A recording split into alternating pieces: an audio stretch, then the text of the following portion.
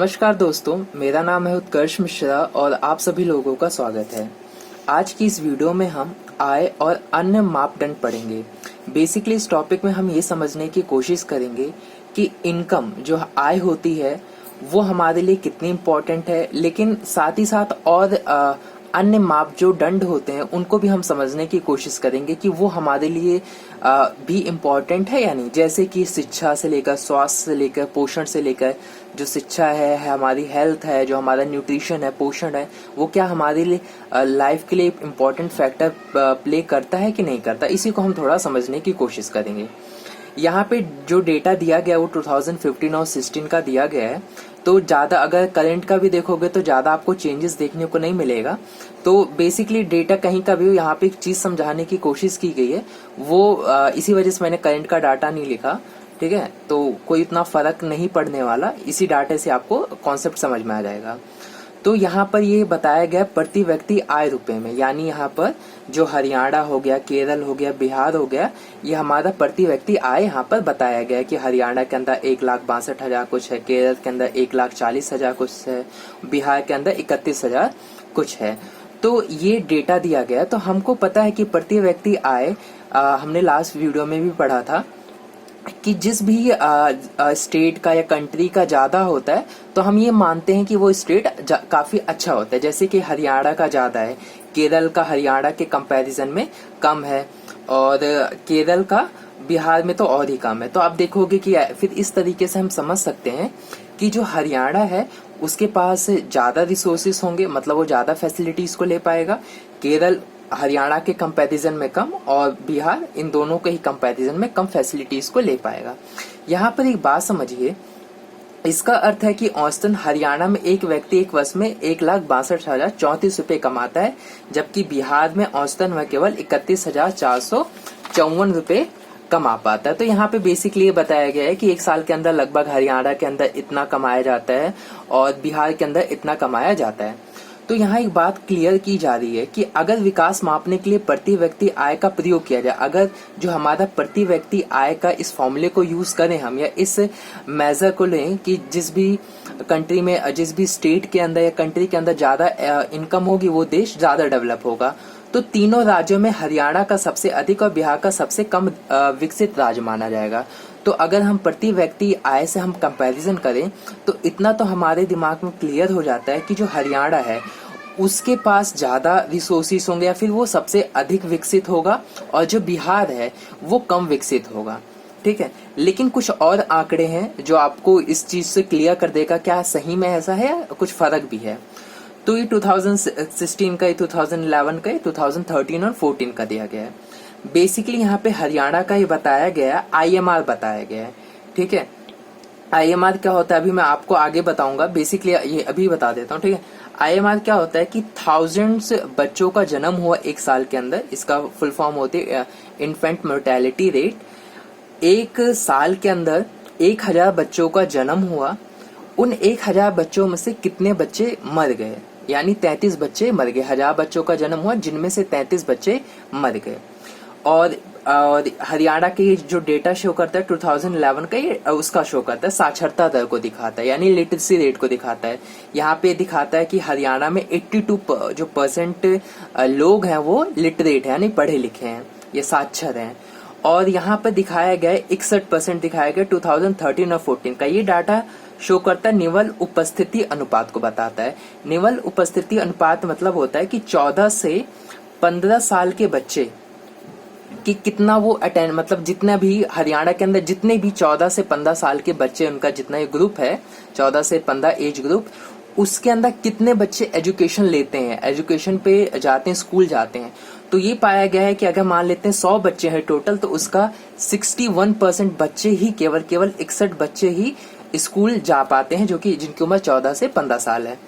तो यहाँ पर क्या बताया गया है, अगर इसका थोड़ा हम कंपैरिजन करते हैं, अब जैसे हरियाणा है, हरियाणा में क्या है कि 1,000 बच्चों का जन्म होता है जिसमें 33 बच्चे मर जाते हैं। पर केरल में क्या होता है, 1,000 बच्चों का जन्म होता है जिसमें 10 बच्चे ही मरते हैं। ठीक है, बिहार के अंदर क्या होता है कि 1,000 बच्चों का जन्म होता है जिसमें से 38 बच्चे मर जाते हैं। यही बात अगर लिटरेसी रेट को देखें, साक्षरता दर में देखें, तो हरियाणा में 82% लोग पढ़े लिखे हैं, केरल के अंदर 94% की जो पॉपुलेशन है वो एजुकेटेड है, पढ़ी लिखी है, और बिहार के अंदर 62% की जो पॉपुलेशन है वो पढ़ी लिखी है। वहीं हरियाणा के अंदर अगर हम निवल उपस्थिति अनुपात को देखें, यानी ये देखें कि 14 से 15 साल के बच्चे कितने जाते हैं स्कूल, तो ये पाएंगे कि टोटल में से केवल 61% बच्चे ही स्कूल जाते हैं, केरल 83% ही बच्चे जाते हैं, और बिहार के अंदर 43%, यानी 14 से 15 साल के बच्चे जिनकी उम्र ये है। तो यहाँ आपको एक चीज क्लियर करनी चाहिए कि जो हरियाणा है, हरियाणा के पास क्योंकि उसकी इनकम ज्यादा है, हमने अभी पीछे ही देखा कि हरियाणा के पास जो प्रति व्यक्ति आय है वो ज्यादा है, केरल के पास कम है, बिहार के पास कम है। तो ऐसे में हरियाणा के पास ज्यादा फैसिलिटीज होनी चाहिए, केरल के पास हरियाणा के कंपैरिजन में कम, और बिहार के पास तो सबसे कम। तो अगर बिहार को भी थोड़ा हम साइड करके देखें, हरियाणा और केरल में कंपैरिजन करें, तो हमने ये देखा कि हरियाणा के पास तो ज्यादा पैसे हैं, यानी उसके पास ज्यादा फैसिलिटीज होनी चाहिए। पर यहाँ हम ये देखते हैं कि 1000 बच्चों में से केवल 33 बच्चे वहाँ के मर जाते हैं, और यहाँ पे केवल 10 बच्चे ही मरते हैं। तो फैसिलिटीज कहाँ ज्यादा है? केरल के अंदर ज्यादा है। यहाँ पे 94% लोग पढ़े लिखे हैं, और यहाँ पे 82%, यहाँ पे 83% बच्चे स्कूल जाते हैं, यहाँ पे 61%। तो केरल तो हर चीज में आगे है, लेकिन केरल जब हर एक चीज में आगे है, इसमें कम है मतलब इसमें ठीक है, बहुत कम होने का मतलब यहाँ अच्छा माना जाएगा, इसमें ज्यादा है जो कि अच्छा है, इसमें ज्यादा है जो कि अच्छा है इनके कंपैरिजन में।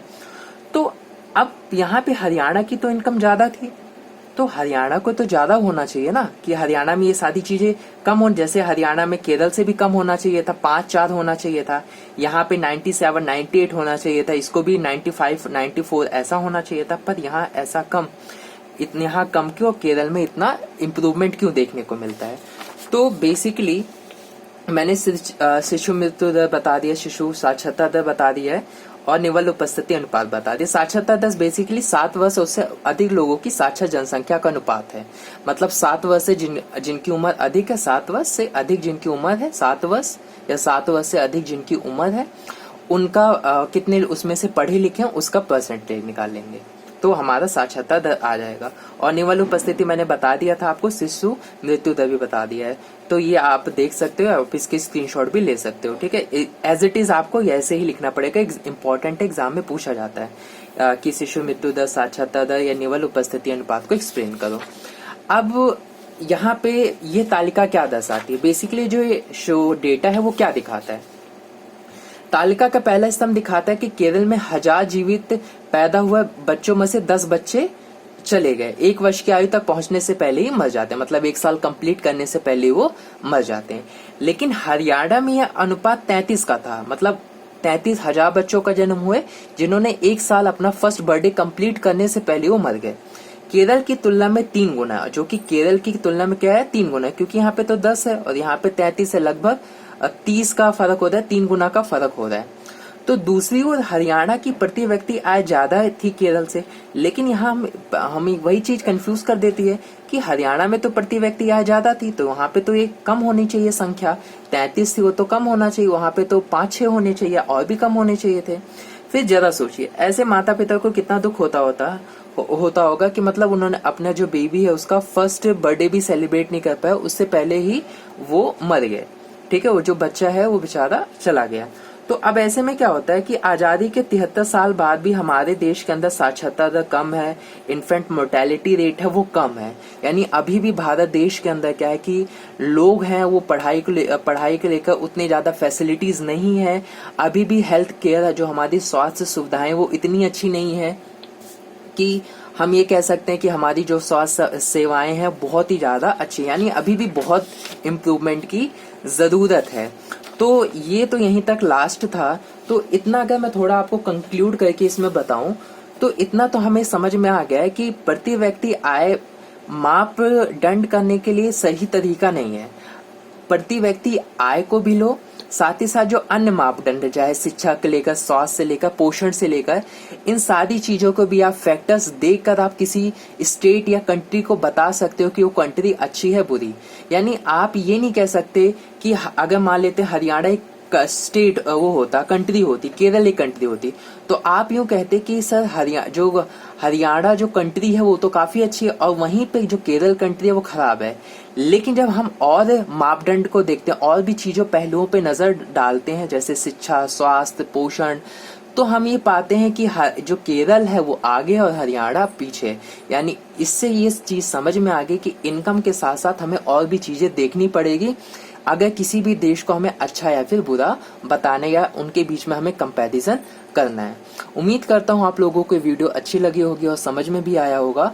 मिलता हूँ आप लोगों से नेक्स्ट वीडियो में, और इस चैप्टर की सारी वीडियोस बनी हुई है, डिस्क्रिप्शन बॉक्स को चेक कर लो, वहां पर नोट्स भी दिए गए हैं और उन नोट्स से भी आप अपनी प्रिपरेशन कर सकते हो। MCQ भी बने हुए हैं इस चैप्टर के ऊपर, तो आप उसे भी जरूर देखिएगा। ठीक है, मिलते हैं आप लोगों से नेक्स्ट वीडियो में, तब तक के लिए बाय बाय।